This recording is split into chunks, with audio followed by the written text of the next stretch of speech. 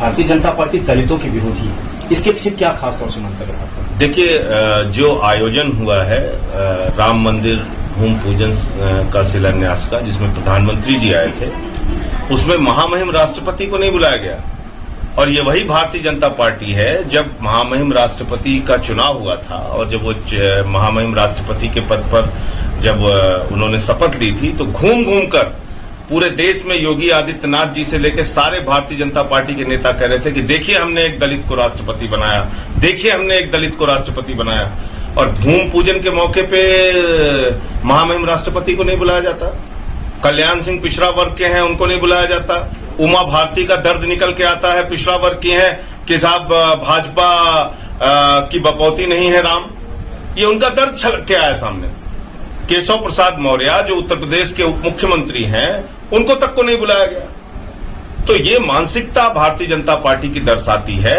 Bharatiya Janata party के राज्यों में, मैं नहीं कह रहा हूं, इसका आंकड़ा है 2018 का, सबसे ज्यादा दलितों के खिलाफ अगर हिंसा और अपराध के मामले हुए हैं तो भारतीय जनता पार्टी के शासन में हुए। देश के राष्ट्रपति को जगन्नाथपुरी जी के मंदिर में प्रवेश नहीं करने दिया जाता।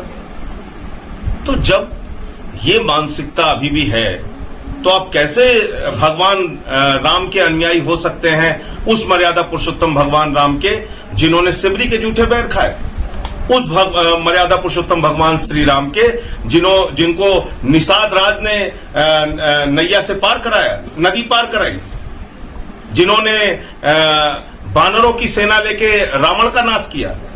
उस राम के अनुयायी होने के लिए आपको अपने चरित्र में राम के आदर्श, राम की सोच, राम की भावना, उसको उतारना पड़ेगा। आप तो देश के राष्ट्रपति को नहीं बुलाते हैं।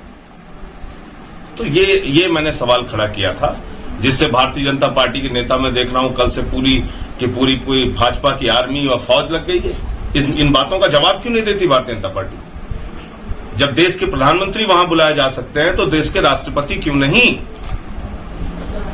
संजय जी, लेकिन जो पहला प्रसाद दिया गया हनुमानगढ़ी का, वो दलित को दिया गया, इसके पीछे क्या सोचती है भाजपा की? ये क्या आप दिखाना चाहते हैं? जब आपके ऊपर चारों तरफ सवाल उठने लगे तो आप क्या दिखाना चाहते हैं?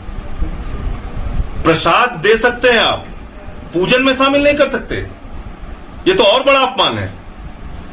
अरे भाई, पूजन कार्यक्रम में आप देश के राष्ट्रपति को नहीं शामिल कर सकते और आप प्रसाद देने के लिए सबसे पहले दलित का चुनाव कर रहे हैं, ड्रामा करने के लिए, नाटक दिखाने के लिए। इसका मतलब कहीं आपके मन में चोर छिपा था, आपको लगा कि आपसे अपराध हुआ और उस अपराध की पूर्ति करने के लिए आपने दलित को प्रसाद देने की नौटंकी की। ये इस बात से साबित होता है। ठीक।